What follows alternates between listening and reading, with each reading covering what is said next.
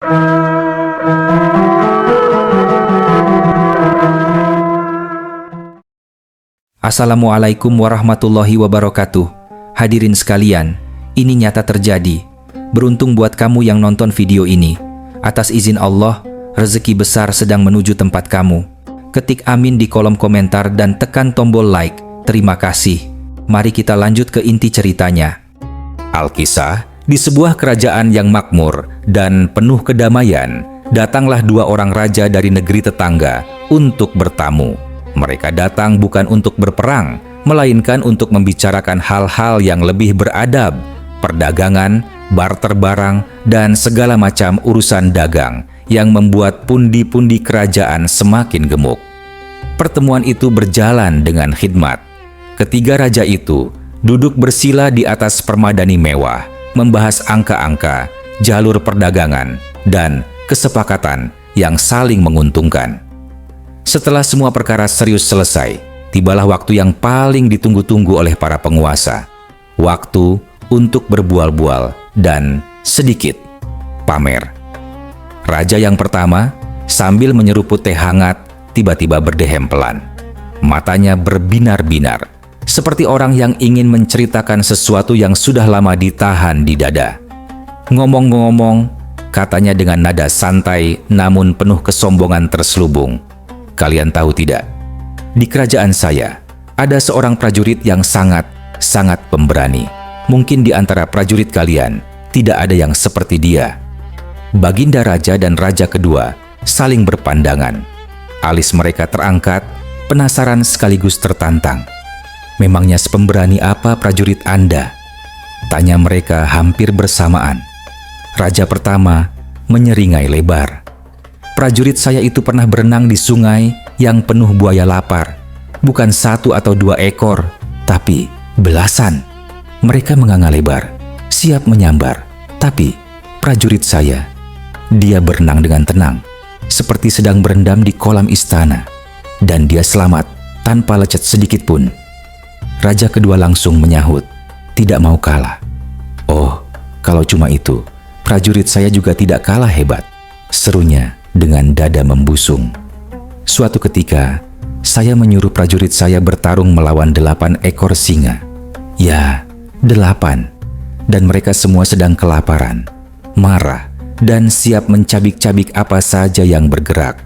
Prajurit saya bertarung dengan tangan kosong, tanpa tombak, tanpa pedang. Dan tahukah kalian hasilnya? Dia menang. Ke-8 singa itu tumbang, sementara prajurit saya hanya sedikit berkeringat. Suasana menjadi hening sejenak. Kedua raja itu lalu menoleh kepada Baginda Raja yang dari tadi hanya tersenyum tipis sambil mengelus janggutnya. Lalu bagaimana dengan Anda, Baginda? Tanya mereka berdua penasaran. Apakah Anda juga punya prajurit yang sepemberani itu? Baginda Raja terdiam. Di dalam hatinya, dia sedikit gelisah. Ia tidak punya prajurit yang seberani itu. Prajurit-prajuritnya memang terlatih, tapi mereka bukan orang-orang nekat yang suka melawan buaya atau singa hanya demi pamer. Tapi di sisi lain, gengsi seorang raja tidak boleh jatuh. Bagaimana mungkin dia mengaku kalah di depan tamu? Lalu, seperti kilatan cahaya di tengah kegelapan, terlintas satu nama di benaknya, Abu Nawas. Saya punya seseorang yang sangat pemberani, kata Baginda Raja dengan yakin. Bahkan dia bukan prajurit terlatih, bukan ahli perang, tapi keberaniannya melampaui akal sehat. Kedua raja tamu itu terbelalak. Benarkah? Siapa dia? Namanya Abu Nawas, jawab Baginda Raja sambil tersenyum misterius. Sebagai buktinya, saya akan panggil dia sekarang juga.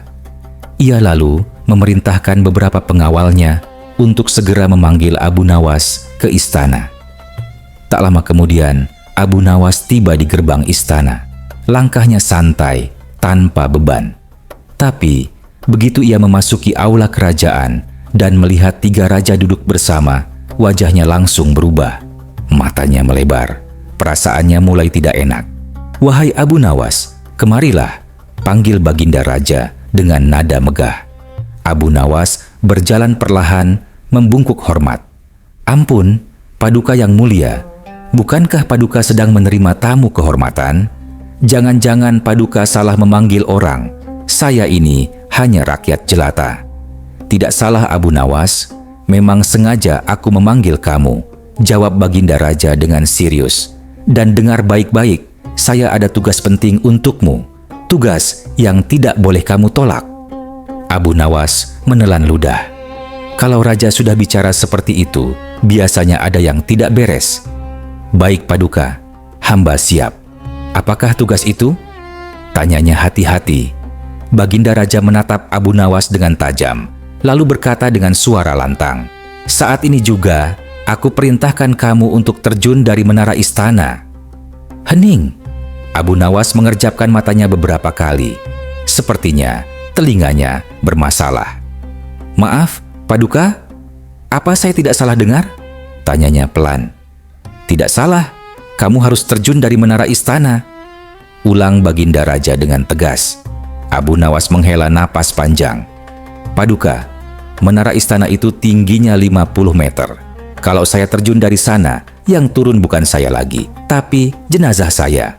Lalu, tanpa bisa menahan diri, Abu Nawas bergumam keras, "Dasar raja tidak punya otak." Seketika, aula istana yang tadinya tegang meledak dalam tawa. Baginda Raja tertawa terpingkal-pingkal sampai perutnya sakit. Kedua raja tamu juga tertawa. Meski masih bingung, Abu Nawas semakin heran. Biasanya kalau dia berani berkata seperti itu, kepalanya sudah melayang. Tapi kali ini, rajanya malah tertawa. Tanpa banyak bicara lagi, Abu Nawas mengangkat bahu, berbalik dan berjalan keluar dari ruangan dengan langkah malas. "Ah, sudahlah, lebih baik saya pulang," gumamnya. Setelah Abu Nawas pergi, Baginda Raja menoleh kedua tamunya dengan senyum penuh kemenangan. "Kalian lihat sendiri kan?" katanya bangga. "Apakah di antara rakyat kalian ada yang berani mengatai rajanya sendiri seperti itu? Bahkan prajurit kalian yang katanya pemberani pasti tetap tunduk patuh. Tapi rakyat saya hanya satu yang berani begitu. Dan orang itu adalah Abu Nawas." Kedua raja tamu hanya bisa melongo. Mulut mereka terbuka, tapi tidak ada kata yang keluar. Mereka saling berpandangan, lalu menunduk, mengakui kekalahan mereka.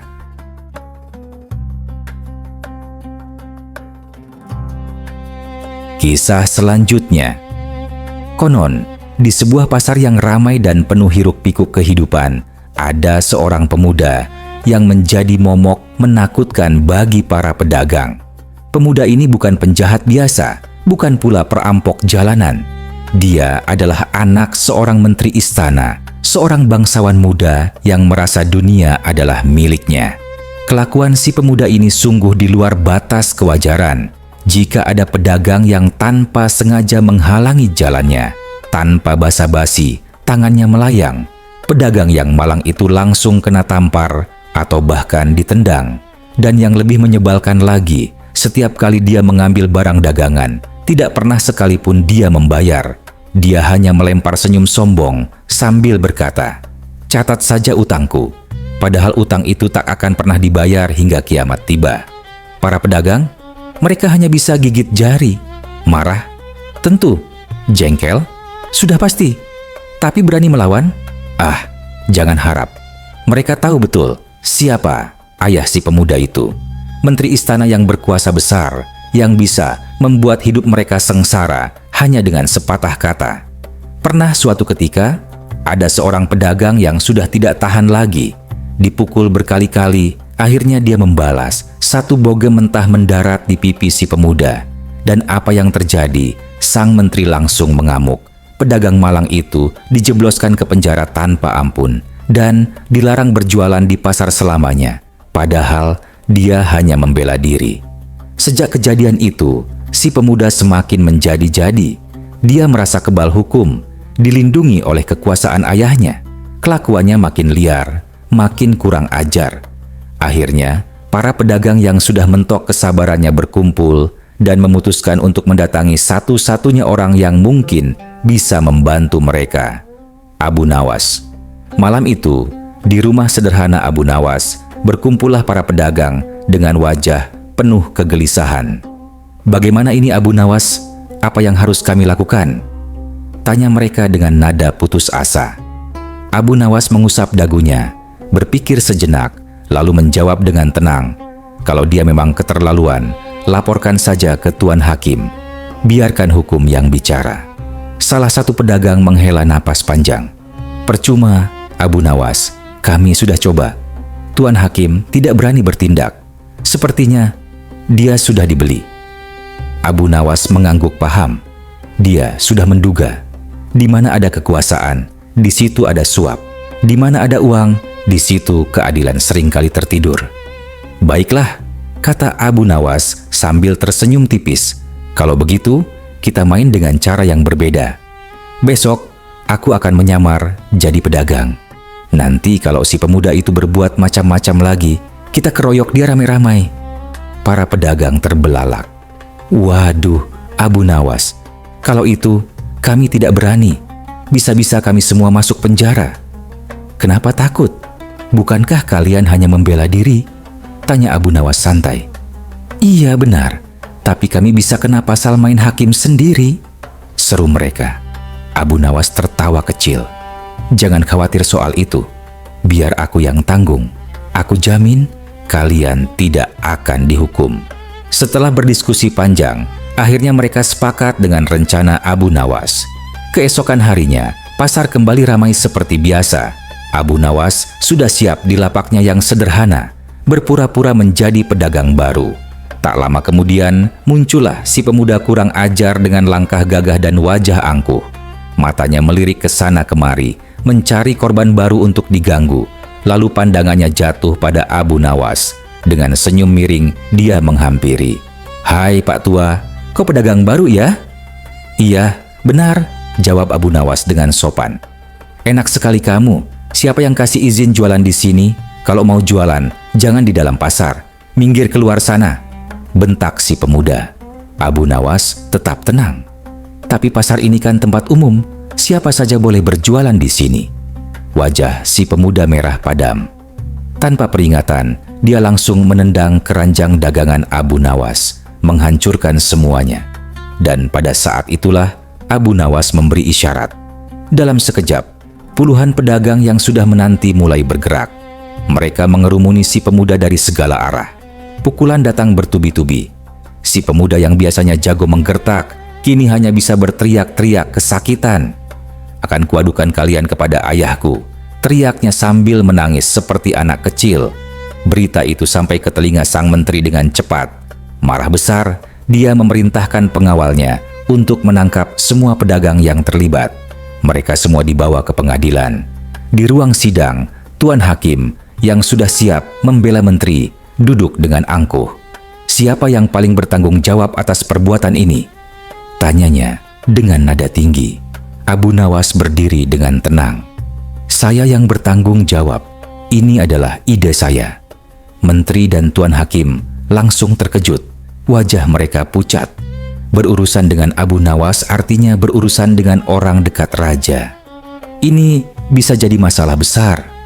"Wahai Tuan Abu," kata menteri dengan nada yang tiba-tiba melunak, "kenapa Anda terlibat dalam perkara ini? Tolong jangan ikut campur urusan kami." "Ini jelas-jelas urusanku," jawab Abu Nawas tegas. "Anakmu menghancurkan daganganku. Dia mengusirku. Apa itu? Bukan masalahku." Menteri dan Tuan Hakim saling berbisik panik. Akhirnya, Tuan Hakim mencoba menyelamatkan muka. "Baiklah, Abu Nawas.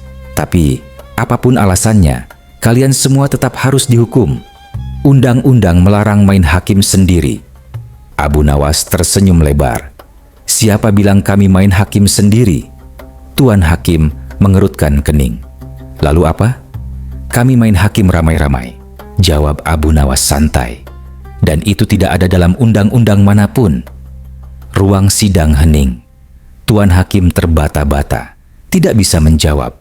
Logika Abu Nawas memang selalu licin dan sulit dibantah.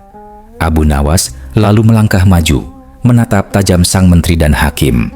"Kalau kalian masih ngotot ingin menghukum kami, saya akan bawa masalah ini langsung ke istana, ke hadapan Baginda Raja. Dan satu pesan lagi, wahai menteri, Kalau anakmu masih berani berbuat onar, kami akan membuatnya merasakan yang lebih parah lagi." Ancaman itu cukup untuk membuat sang menteri gemetar. Dia tahu Abu Nawas tidak main-main.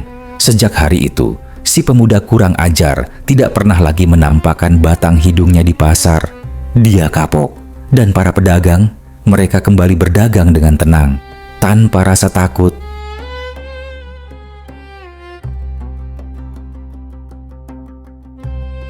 Kisah selanjutnya, pada suatu pagi yang cerah, ketika matahari mulai naik dan pasar mulai ramai, Abu Nawas berangkat membeli beberapa kebutuhan dapur. Bawang, cabai, garam, dan rempah-rempah lainnya sudah ia beli. Dengan hati riang, dia berjalan pulang melewati sebuah jalanan yang agak sepi, jauh dari hiruk-pikuk pasar. Abu Nawas tidak tahu bahwa di kantong bajunya yang sedikit robek ada sebuah lubang kecil. Dan tanpa disadari, uang sisa belanjaannya perlahan-lahan tergelincir keluar, lalu jatuh ke tanah dengan bunyi yang nyaris tak terdengar. Kebetulan sekali, atau mungkin sial bagi Abu Nawas, ada seorang lelaki yang berjalan tepat di belakangnya. Lelaki itu melihat uang jatuh, matanya berbinar. Tanpa pikir panjang, dia langsung mengambilnya dan menyembunyikan uang itu dalam lipatan bajunya. Lalu dia berjalan santai, seolah tidak terjadi apa-apa. Beberapa langkah kemudian, Abu Nawas meraba kantong bajunya. Kosong, wajahnya berubah. Dia berbalik cepat dan bertanya kepada lelaki di belakangnya, "Hai kawan, uangku terjatuh. Apakah kamu melihatnya?" Lelaki itu menjawab dengan enteng, "Mana aku tahu." Abu Nawas mengerutkan dahi. "Tapi dari tadi kau berjalan tepat di belakangku, pasti kau melihatnya." Lelaki itu memasang wajah datar, lalu berkata dengan nada meyakinkan, "Bagaimana aku bisa tahu uangmu jatuh? Kedua mataku ini buta." Abu Nawas terdiam sejenak, tapi dia tidak mudah tertipu. "Buta? Apa buktinya?" Lelaki itu menunjuk ke arah sebuah batu besar di pinggir jalan. "Kau lihat batu besar itu?" "Iya, aku lihat," jawab Abu Nawas.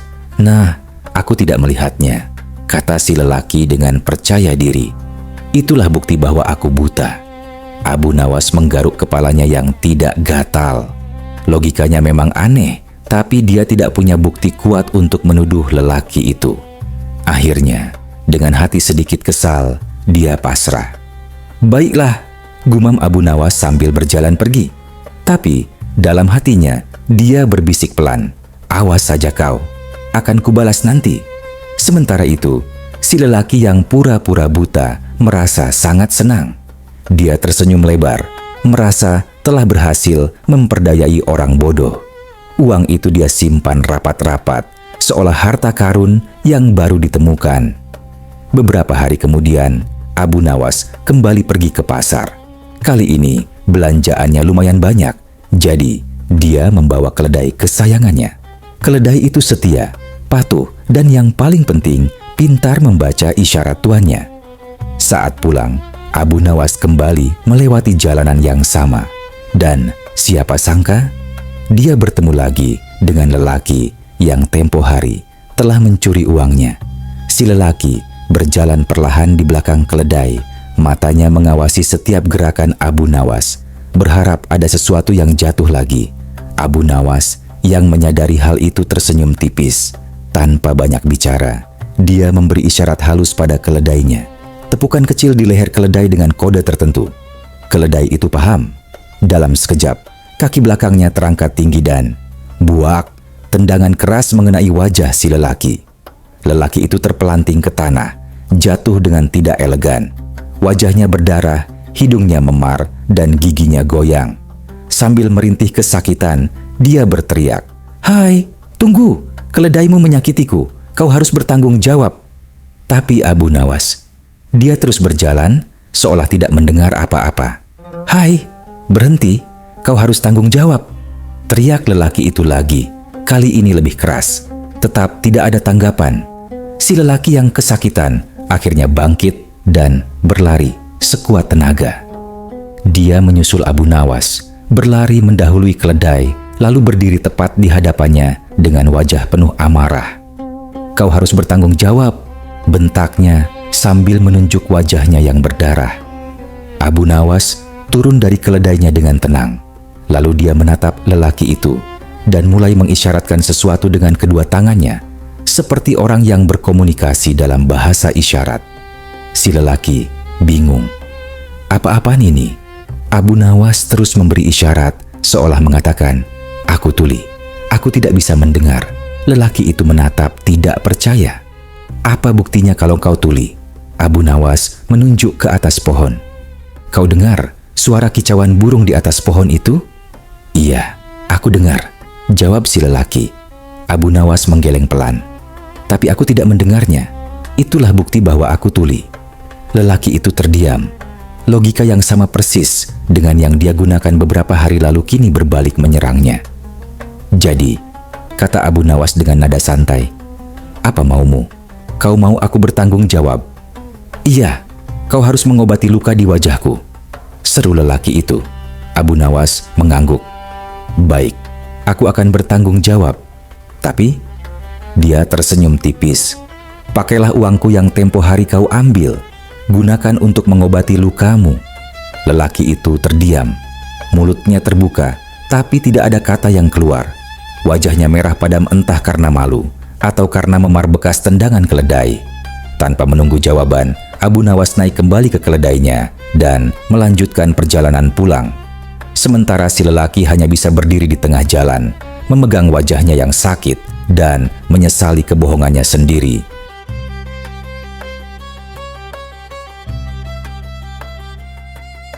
Kisah selanjutnya.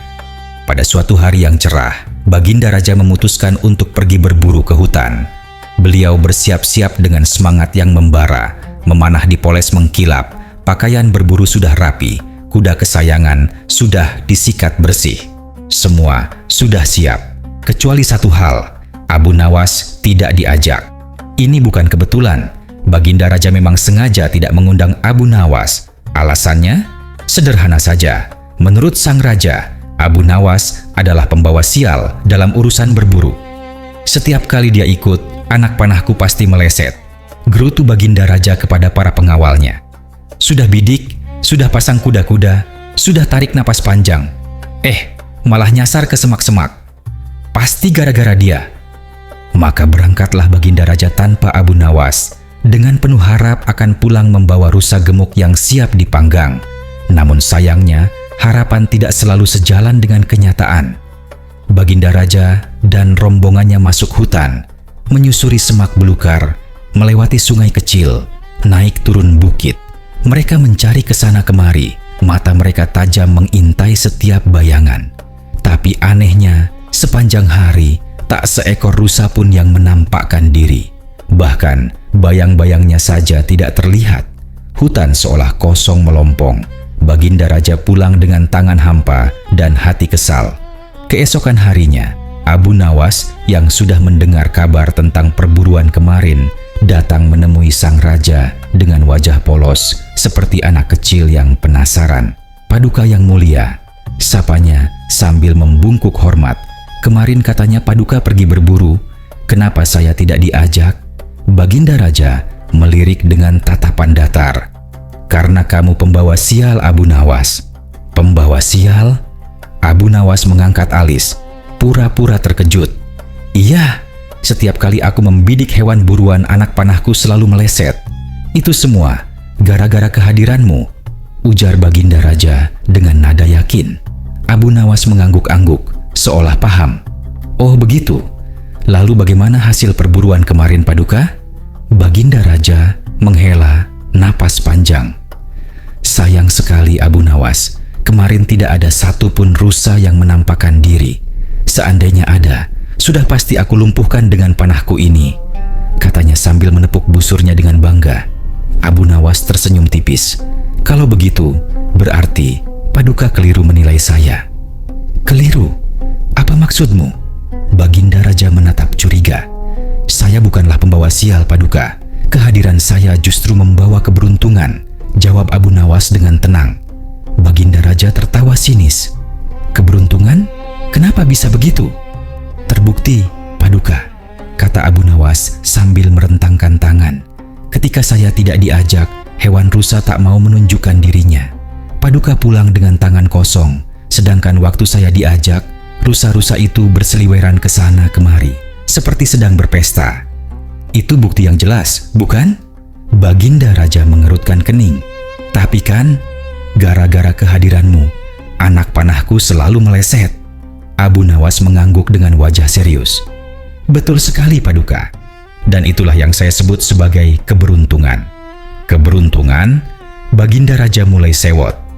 Keberuntungan yang mana? Abu Nawas menjawab dengan santai, keberuntungan bagi para rusa, Paduka. Baginda Raja melongo. Berkat kehadiran saya, lanjut Abu Nawas, mereka bisa selamat. Mereka tahu kalau saya ikut, Paduka tidak akan bisa mengenai mereka. Maka dari itu, mereka dengan senang hati menampakkan diri. Mereka percaya dengan kehadiran saya, nyawa mereka aman. Tapi kalau saya tidak ada, mereka lebih baik bersembunyi rapat-rapat, takut mati konyol. Hening sejenak, lalu tiba-tiba Baginda Raja meledak dalam tawa. Dia tertawa, terpingkal-pingkal, perutnya sakit, sampai air matanya keluar. Para pengawal yang mendengar juga ikut tersenyum geli. Abu Nawas, kata Baginda Raja sambil mengusap air mata. Kamu memang tak pernah kehabisan akal untuk membuatku tertawa. Abu Nawas hanya tersenyum lembut, membungkuk hormat, lalu berjalan keluar ruangan dengan langkah ringan.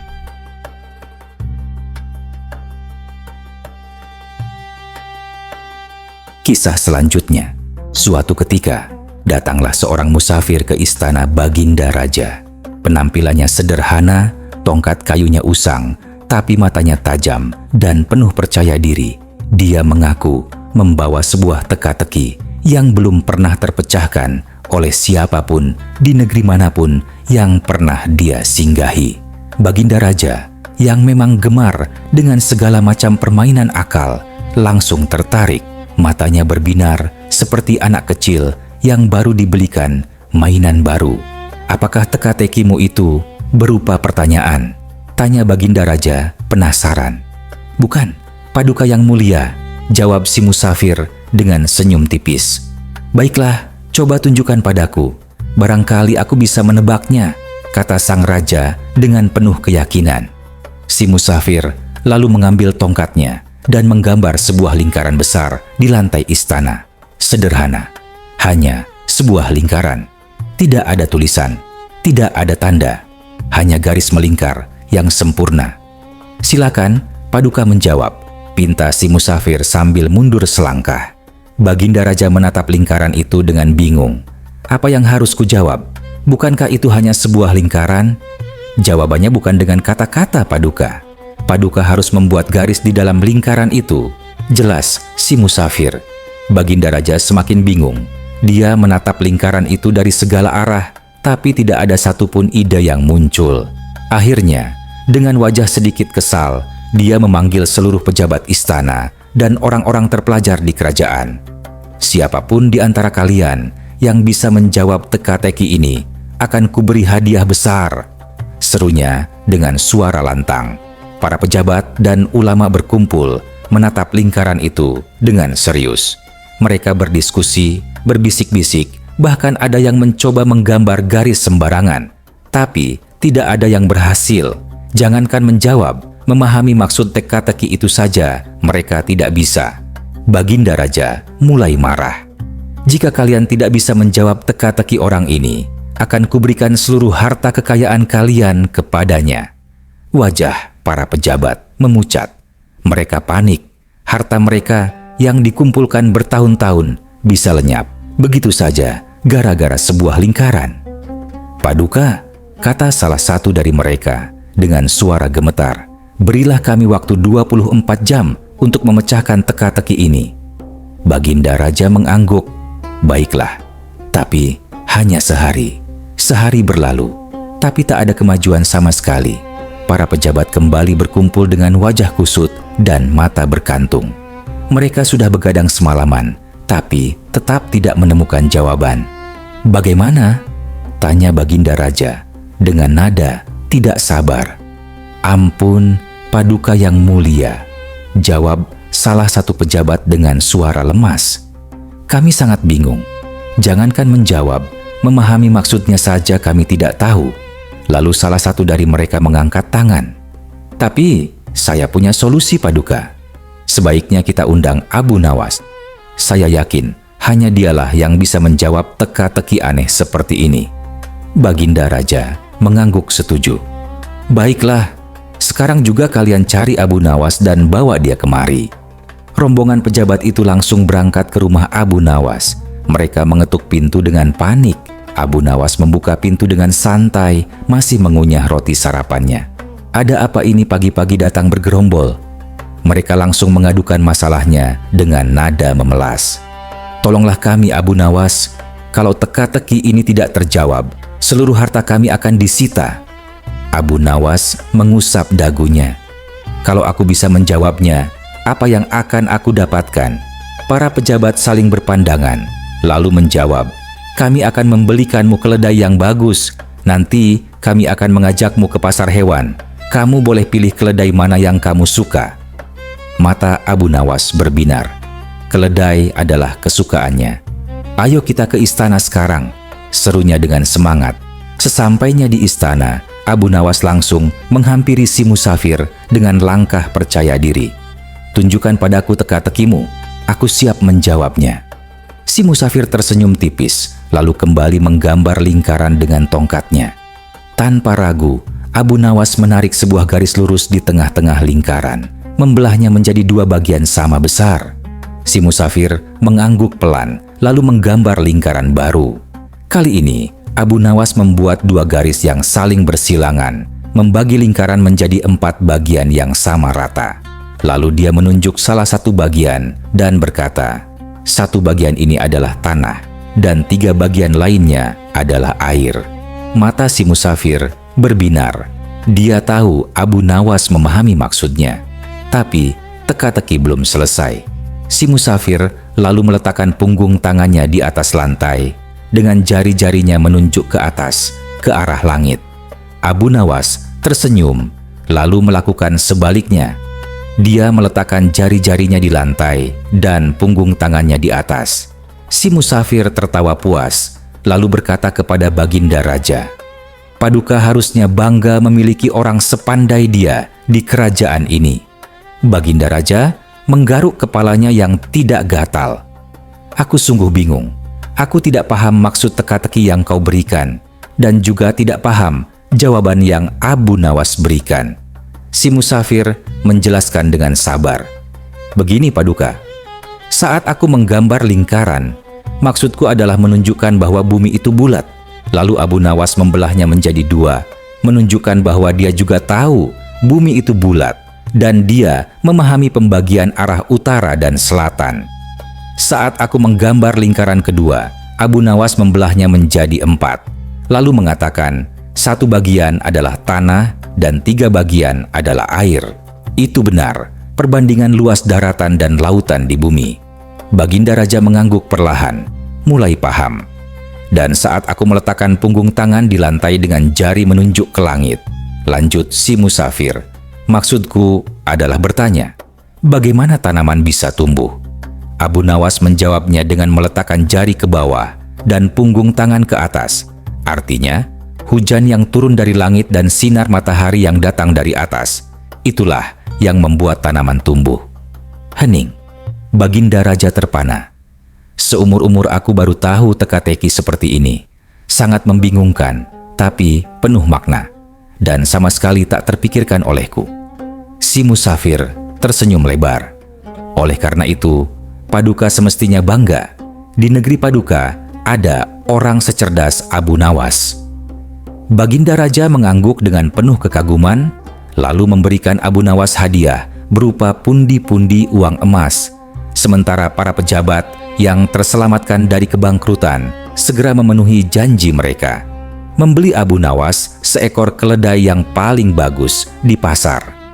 Abu Nawas pulang dengan senyum lebar, menunggangi keledai barunya sambil bergumam pelan, "Ah, ternyata lingkaran juga bisa menghasilkan keledai."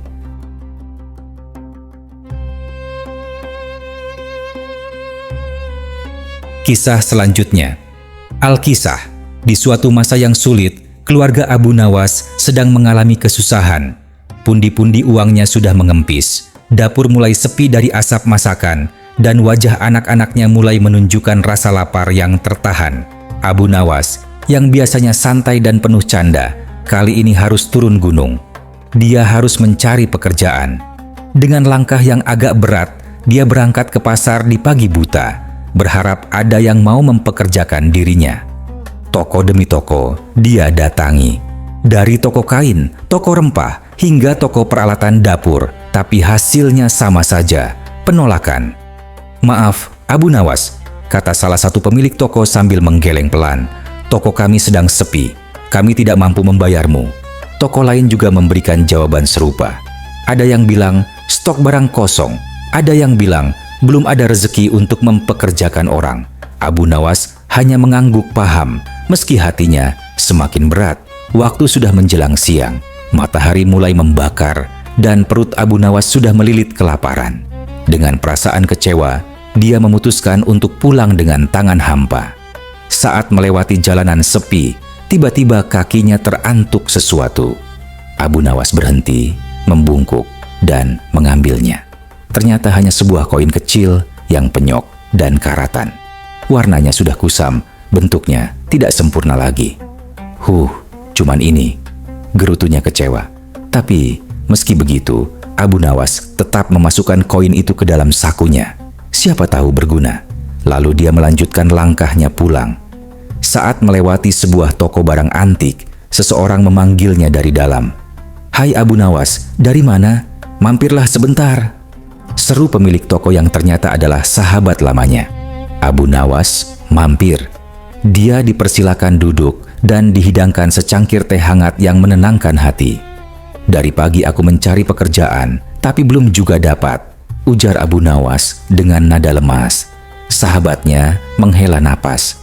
"Kondisi pasar memang sedang lesu, Abu Nawas. Kamu sendiri lihat kan, tokoku juga sepi." Abu Nawas mengangguk paham. Lalu tiba-tiba dia teringat sesuatu. "Oh iya, tadi aku menemukan koin, tapi kondisinya sudah penyok dan karatan.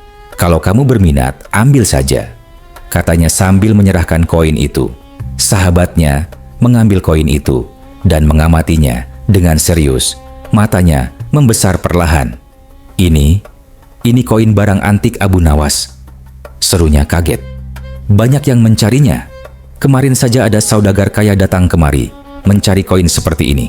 Begini saja, kamu sedang butuh uang kan?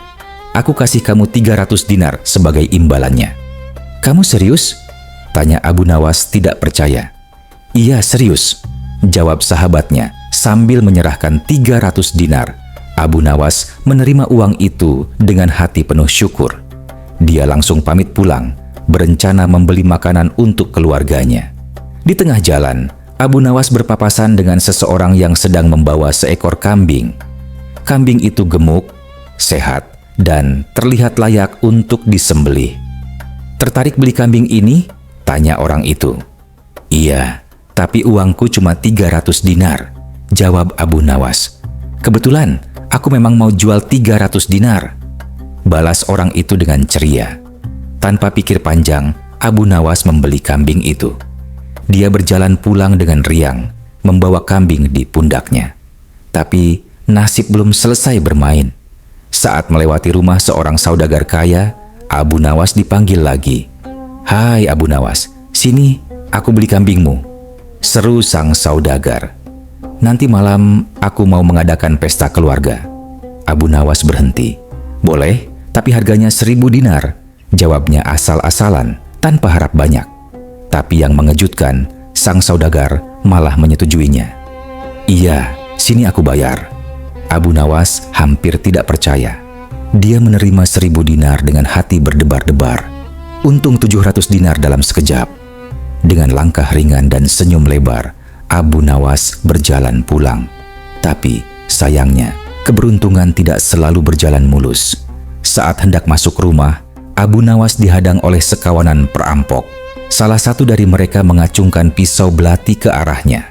"Berikan uangmu atau aku akan membunuhmu," ancam si perampok dengan suara dingin. Tubuh Abu Nawas gemetar. Dengan terpaksa, dia menyerahkan seluruh uang 1000 dinar miliknya. Istri Abu Nawas yang melihat dari balik jendela langsung keluar dan berteriak keras, "Hei, apa yang kalian lakukan?" Para perampok itu kaget. Tanpa berpikir panjang, mereka langsung kabur tunggang langgang, membawa uang hasil rampokannya. Istri Abu Nawas berlari menghampiri suaminya dengan wajah khawatir.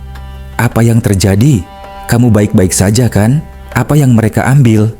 Abu Nawas tersenyum tipis, tidak ingin membuat istrinya marah atau sedih. "Oh, bukan apa-apa. Hanya sebuah koin penyok yang kutemukan tadi pagi." Dia lalu berjalan masuk ke rumah dengan langkah berat. Di dalam rumah, Abu Nawas duduk termenung. Hatinya sedih, tapi dia berusaha menghibur diri. "Mungkin uang tadi memang bukan rezekiku," batinnya pelan.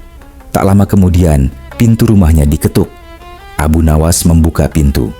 Ternyata yang datang adalah sahabatnya, pemilik toko barang antik. "Hai Abu Nawas, ada kabar gembira untukmu," seru sahabatnya dengan wajah berseri. "Kabar gembira? Koin yang kamu temukan tadi ternyata laku sampai 10.000 dinar," katanya sambil tersenyum lebar. "Aku pikir akan lebih bijak kalau hasilnya dibagi 2 denganmu. Tadi siang kan aku sudah kasih kamu 300 dinar. Ini sisanya 4.700 dinar. Silakan diterima." Abu Nawas terdiam. Matanya berkaca-kaca. Dia menerima uang itu dengan tangan yang sedikit gemetar. "Alhamdulillah. Terima kasih kawan," ucapnya dengan suara penuh haru. Setelah sahabatnya pergi, Abu Nawas duduk kembali. Kali ini bukan dengan wajah sedih, tapi dengan senyum penuh syukur. Dia teringat kata-kata lama. Kesabaran hati saat menerima musibah pasti akan berbuah kemanisan. Dan malam itu, keluarga Abu Nawas makan dengan kenyang, tertawa bersama, dan bersyukur atas rezeki yang datang dengan cara yang tidak pernah terduga.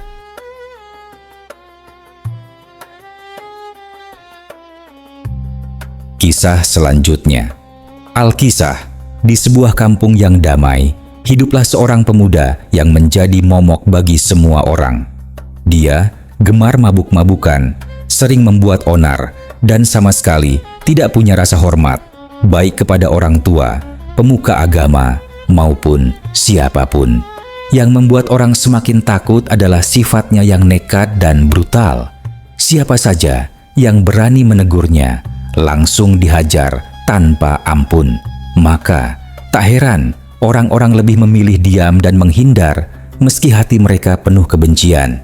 Suatu ketika, si pemuda ini memutuskan untuk membuat ulah yang lebih besar. Dia ingin menguji seberapa jauh keberaniannya, atau lebih tepatnya, seberapa jauh dia bisa membuat orang lain kesal. Targetnya kali ini bukan orang biasa. Dia memilih para tokoh agama. Si pemuda mendatangi rumah seorang rahib yang terkenal bijaksana dan tenang.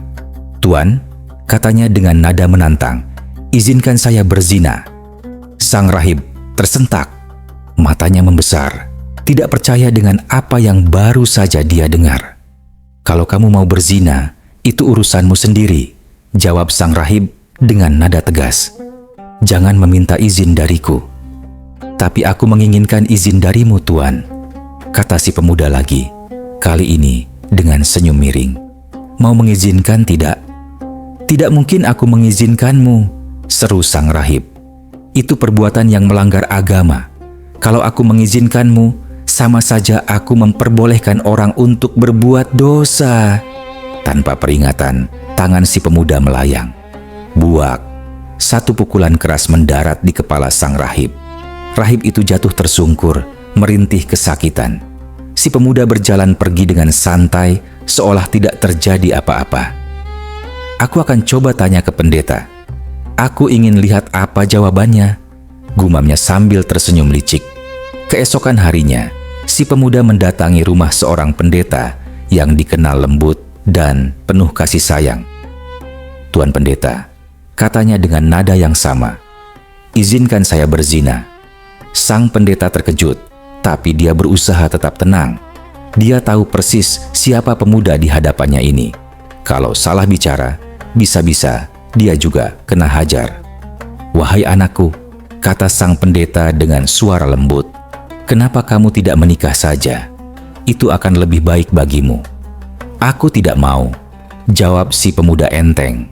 "Aku masih ingin menikmati masa mudaku." Sang pendeta terdiam, hatinya berkecamuk. Kalau dia melarang, si pemuda pasti marah.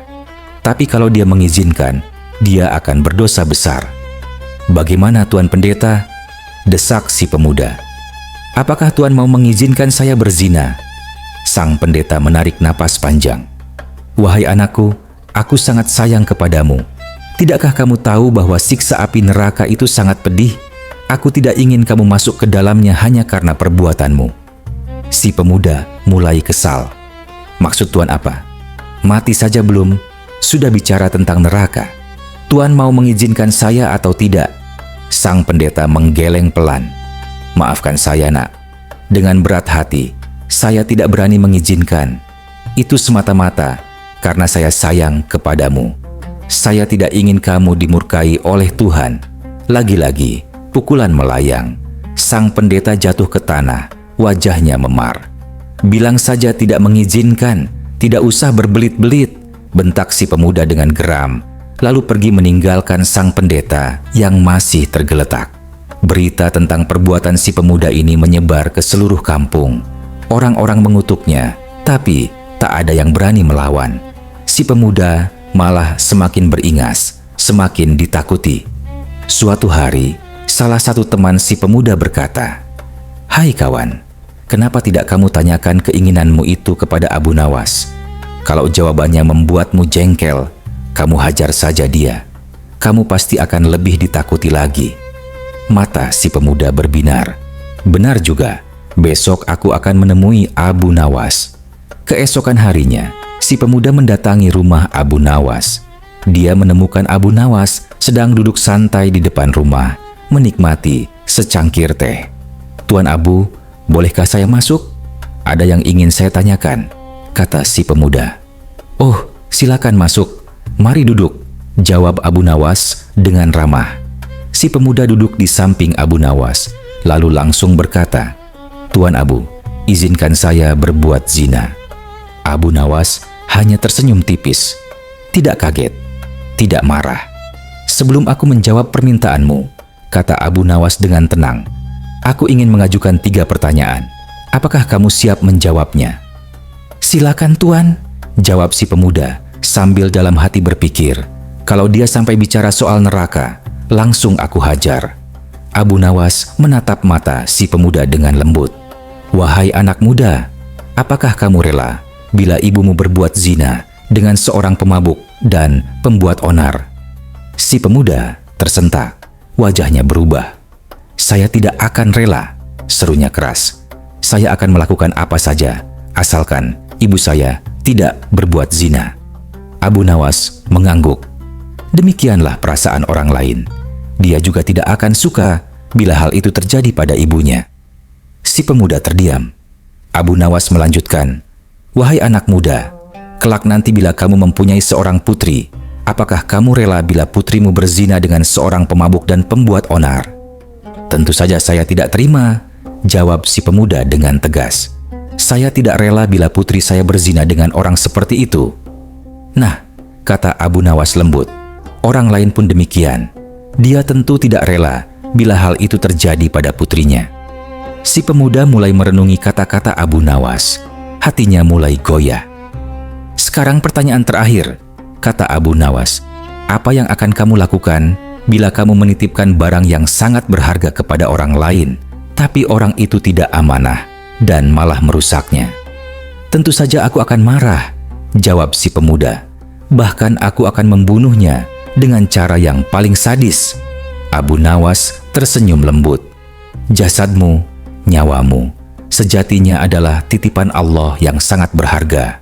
Allah percayakan kepadamu, tapi bila kamu mengotori dan merusaknya dengan perbuatan bejatmu, lalu kamu menghadap keharibaan Allah, kira-kira apa yang akan Allah perbuat kepadamu?" Hening. Si pemuda terdiam, wajahnya pucat, tangannya gemetar.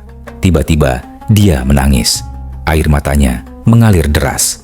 Dia jatuh bersimpuh di hadapan Abu Nawas. "Tuan Abu," katanya di antara isak tangis, "saya tidak sanggup membayangkan siksaan yang akan Allah berikan kepada saya. Saya ingin bertobat, Tuan Abu. Bimbinglah saya agar Allah berkenan memaafkan dosa-dosa saya." Abu Nawas mengulurkan tangannya, membantu si pemuda berdiri. "Pintu taubat selalu terbuka, anakku. Yang penting, kamu harus sungguh-sungguh." Sejak hari itu, si pemuda berubah total. Sifatnya yang jahat dan kejam menghilang, digantikan dengan kelembutan dan kesantunan. Dia tidak lagi dibenci, bahkan kini dicintai dan disambut hangat oleh masyarakat. Dan Abu Nawas, dia hanya tersenyum karena dia tahu 3 pertanyaan sederhana bisa lebih ampuh daripada 1000 nasihat panjang.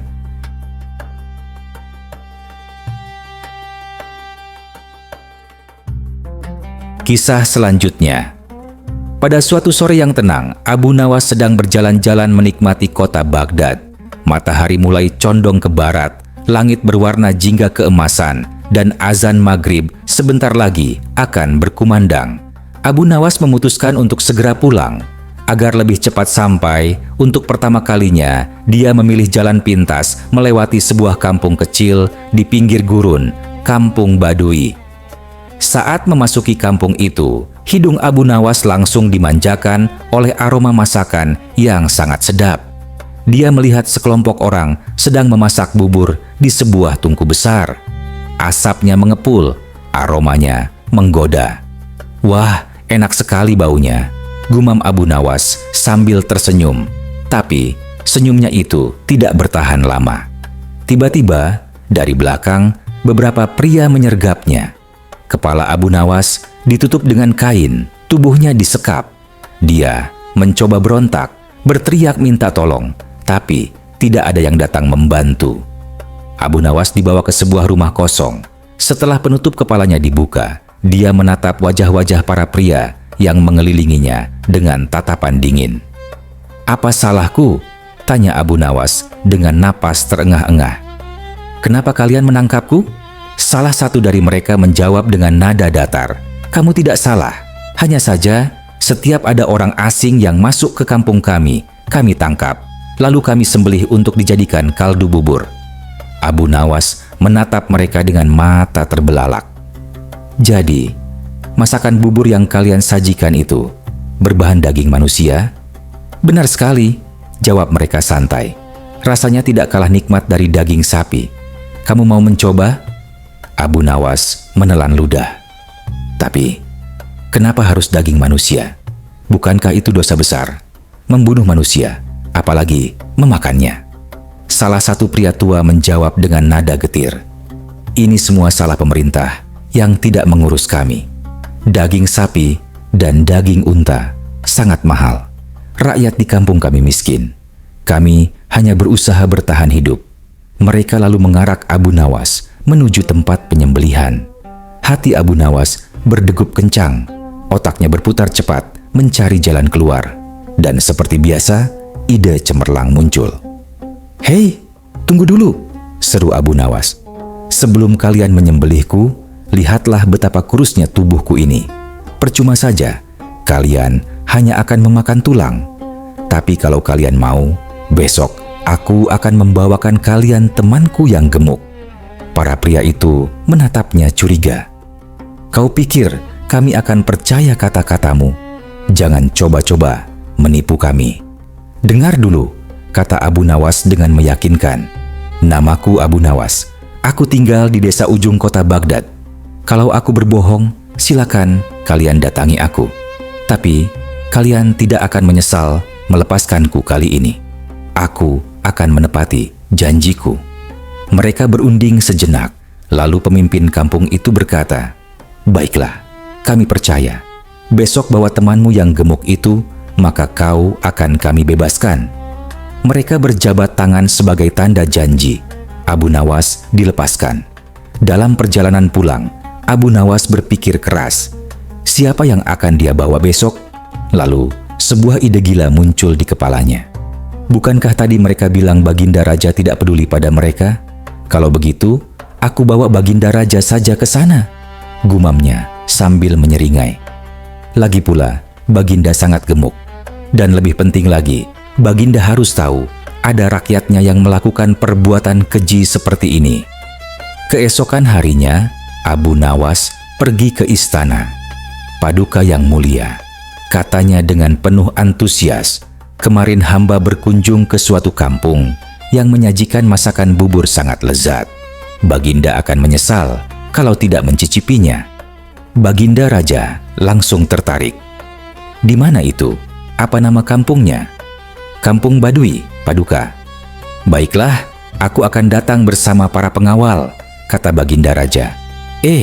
Tapi Abu Nawas mengangkat tangan.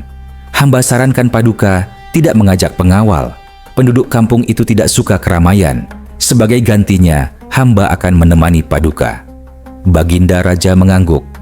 Baiklah, ayo kita segera ke sana. Setibanya di kampung Badui, Abu Nawas mengajak Baginda Raja ke rumah tempat dia disekap kemarin. Paduka, tunggulah di sini sebentar. Hamba akan menemui penjual buburnya, kata Abu Nawas, lalu pergi meninggalkan sang raja sendirian. Para pria Badui yang sudah menunggu langsung menyergap Baginda Raja. Hei, apa yang kalian lakukan? Teriak Baginda Raja kaget. Kami akan menyembelihmu untuk dijadikan makanan, jawab mereka datar. Baginda Raja terkejut luar biasa. Dia dijebak oleh Abu Nawas. Tapi Baginda Raja bukan orang bodoh. Dengan cepat dia berpikir. Hei, dengar, katanya dengan nada meyakinkan. Tubuhku memang gemuk, tapi dagingku sedikit. Tubuhku kebanyakan berisi lemak. Tidak enak dijadikan santapan. Daripada kalian menyembelihku, lebih baik kalian pekerjakan aku sebagai pembuat peci. Aku bisa membuat peci yang bagus dan mahal. Kalian bisa menjualnya ke orang-orang di istana. Mereka berpikir sejenak, lalu setuju. Baginda Raja dikurung di sebuah penjara dan mulai membuat peci. Namun, Baginda Raja licik. Di dalam salah satu peci yang dia buat, dia menyisipkan sepucuk surat yang isinya meminta pertolongan para prajurit istana. Beberapa hari kemudian, salah satu pria Badui datang ke istana dan menjual peci itu kepada seorang menteri. Wah, peci ini indah sekali, seru sang menteri kagum. Siapa yang membuatnya? Ada penjahit berbakat di kampung kami, Tuan, jawab si pria. Saat mencoba peci itu, sang menteri menemukan surat dari Baginda Raja. Dia langsung memerintahkan para prajurit untuk menyerbu kampung Badui dan membebaskan sang raja. Baginda Raja diselamatkan. Para penduduk kampung Badui dihukum atas perbuatan keji mereka. Keesokan harinya, Baginda Raja memerintahkan pengawal untuk menangkap Abu Nawas. Kamu kurang ajar, Abu Nawas, bentak Baginda Raja dengan amarah. Kau menjadikanku tumbal. Kau harus dihukum mati. Abu Nawas membungkuk hormat. Sebelum Paduka menjatuhkan hukuman, izinkan hamba menyampaikan sesuatu. Cepat katakan, waktumu tidak lama. Paduka, kata Abu Nawas dengan tenang, hamba melakukan itu untuk menunjukkan kenyataan pahit bahwa di negeri yang Paduka pimpin, ada kampung yang melakukan perbuatan sangat keji. Kalau Paduka tidak mengalaminya langsung, Paduka tidak akan percaya. Padahal semua yang terjadi di negeri ini adalah tanggung jawab Paduka sebagai pemimpin. Bukankah raja yang adil harus mengetahui kondisi seluruh rakyatnya? Abu Nawas melanjutkan, lagi pula, hamba sudah tahu Paduka adalah pemimpin yang cerdas, jadi pasti bisa lolos dari sekapan mereka.